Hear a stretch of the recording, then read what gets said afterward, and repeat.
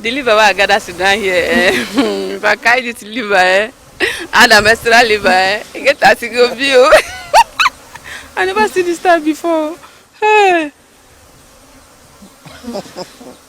I'm going to go this one.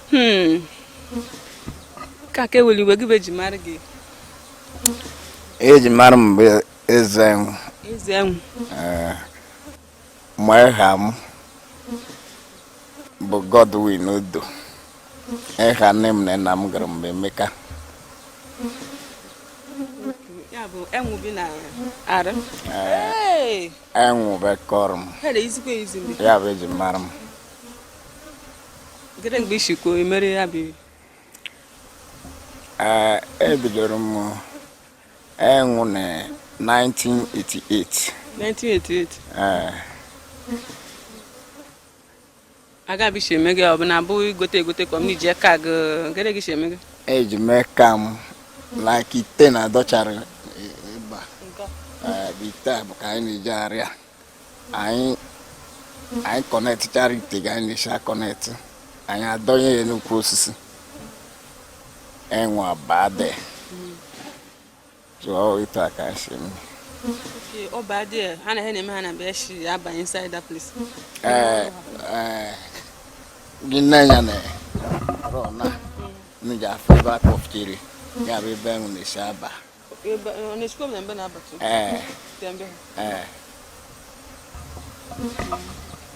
Get a gun and on and overtake a Idoya and Tana and Greg and Winnie J. Nelly in Obama. Oh, and Kija died today. Every 3 days no bago. 3 days. When Kija died a week or ba. When Kija died or not 6 months before ba. Greg Nija Mane and would jab and been Umurigunija Jofta. Oh, we're going in the shot of that the Cambodia, but guys, she may now, I'm be able to see. It was where I should try reading. Then a bang waga him with you. About kind of be done here.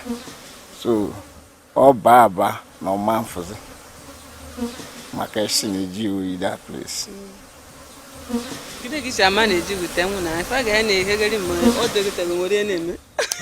Oh, boy, I can't come on to go come now from no fun. Why, Yeah, you go Hokuna and I have now.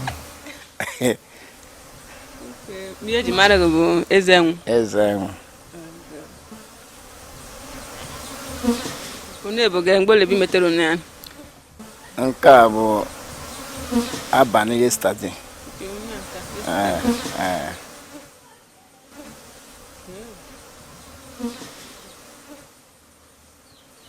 How many grown have been metal alpha? The can happy. Copy up. I broke go by because can imitate can hear. Can imitate can hear. But over go by now imitate up to 200. Up to 200. Mano na bugon fa na sa Greek. Mba. Nkabo natural one. Yani jena maraga man. Mo bi na gana ga magno bezem. And the mother na nama. Hey, today this one I live out. I am very scared you. It's way gonna to come but to come and Hegelian. You will kitchen a canny man. Mameleke get simmer hege.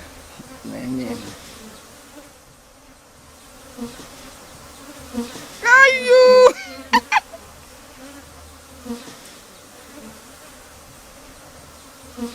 And I bag. And I ban them, I'm a human being now. No, I bag it. And I bam. Okay, I phone a bag of the man got happy. My copy bim sharing. I feel like bag need to happy. Ban. Oh, the Konyan Timon. I felt like a catapa. Over on a catapa chigi. Muga catapa, or man the happy. So you knock at me, have bag and I need to happy. Ban. ọ njirimara m ka ọ bụ akara aka ịmụdị ya m emere m theory of it mana esi m n'aka na m nwee practical. Hey, they don't come. Hey! Okay, si n'aka na gị mee practical. Nna m mere ihe gbasara mmanụ anwụ wee. Ndị ga ndị be gị she cope with enwu na land. Someone ma fụka ọ na-abata inside the house. Ndị be m kara obi akago obi ya maka mgbe mbụ ọ na-abụ oge ọbụla gidigidi ha n'ọsọ mmatasị ha ka nke na-eme ha sị na anwụ eburu ebe niile sị ha na ka anyị gwa ha okwu were nwayọọ ya akwachisi ihe niile anwụ fụrụ osi abata ebe mmanụ anwụ a na-eli ikecha mmechicha da place ha na obere oge ha lachi ebe ha bi. Nwere ike iwelite ele ka mfụma ga-mara ediche na the other gị bụ ediche na nke a na the agric nke agric ihe dị na nke agric bụ na ọgwụ ka ha ji eme that one and that one ama dị ire ka this one ị nwere ike na-atinye ya ka ọ maa mgbaga that one that agric one but this one the hash ozugbo ị na-eji omee ka ọ bụ ka ị were mmanụ anwụ ya wee pụwa ọgbaga ozugbo ọgwa gị ha ji bụrụ ahụ ndị a na-emere na-ati ihe a na ihe a ji etiritiche ihe nke agrika narị disenti na onye narị amarụ m ka nke agrik si arụ mana many people bụ this original one ka ha na-achọ nke gị na-abụke bụ original one well ịdọghị ite na gịdịgo na-anọbete n'if ma na-enwe agbajuo memi ihe ama ọ bụrụ na adọghị ya no na-anọ onwe nke na-anọ 6 months no depend oge o ji aba like nke bar now anaghị aha ya ga-abụ coming year around February March ka ọ ji adọ March ọ ga-adọ March na February or March a ga-eji wee hafta so this ụdọ bịa ka anyị na-eji ebudete ikpe n'elu ebe a dọnyere ya ka anyị na-eji ebudete ya ka anyị ebuko ya n'elu ebukoro ya n'elu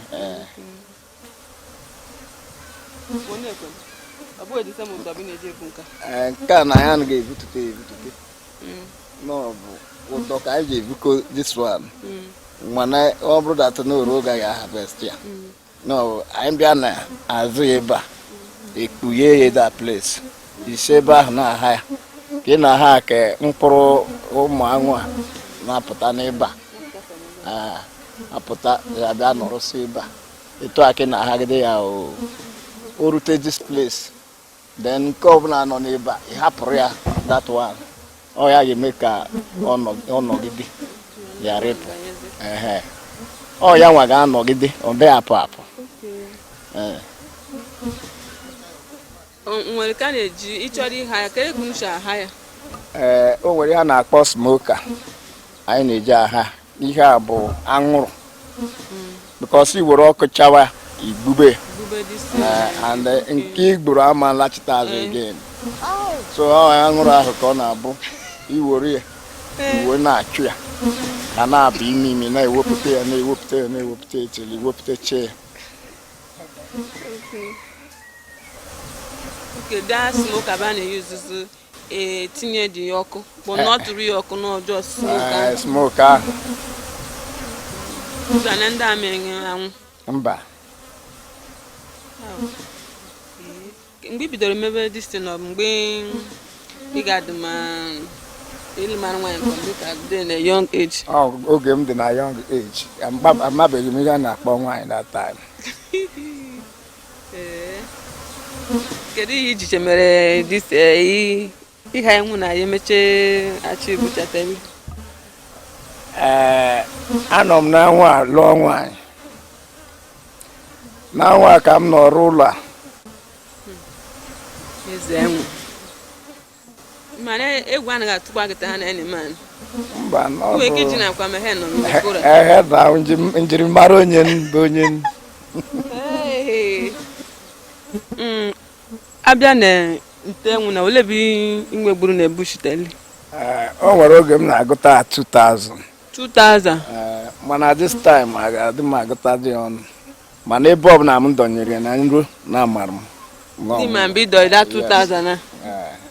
No ka ị na-eje ka ị na-afụcha ebe ị na-adọ nke na-erozo irute ebe a ị ga-ama na another one n'ebe a. Ị na-abịa rute di enwu fumaga na bushu o make welcome. Welcome oge mgbe bụ oge gị na ama bụ ha dịrọkwa happy na-ewepụ mmanụ ha ahụ.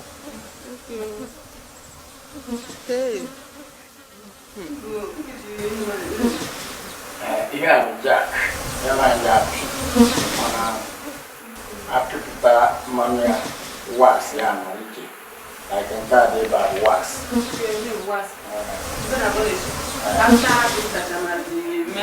Mmanụ ya ọ ya ka anyị na-enwetachi ya na wax.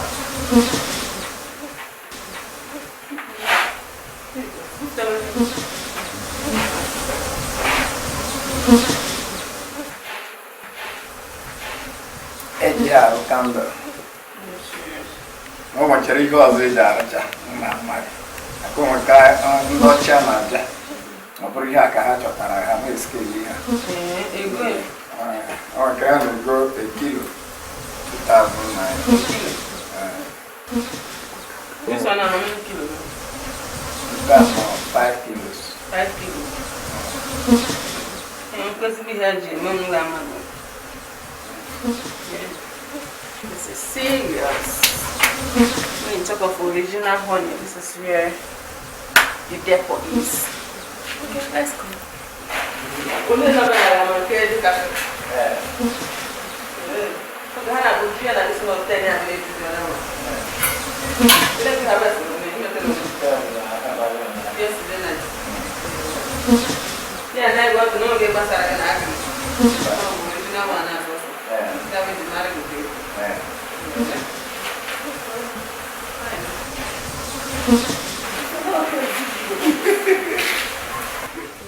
Yeah, I know them when chaos go when it's a supply how many and I need to what supply. Now. And I supply katam my Lagos self. My August is touches no Amanachi Imo State. I supply go mana on that place plenty. Oh, if you need the original honey, said you can supply anywhere, no matter the quantity. If you even need 1 million of this, you can supply anywhere. Would you tell me test? Test no. It's very risky.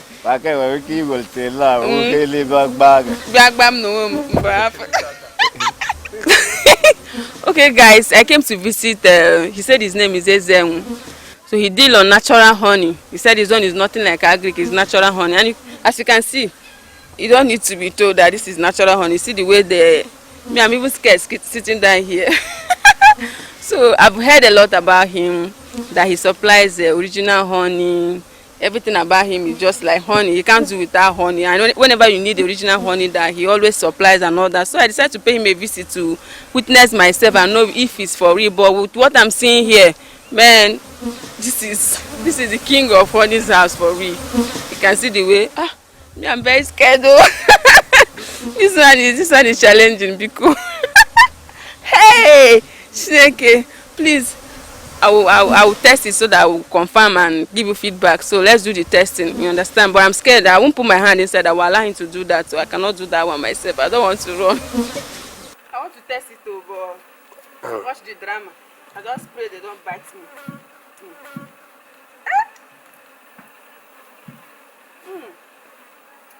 For real. Wow.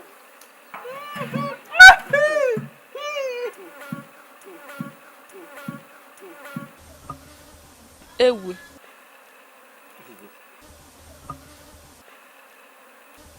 Oh, Pico, I'm very scared here.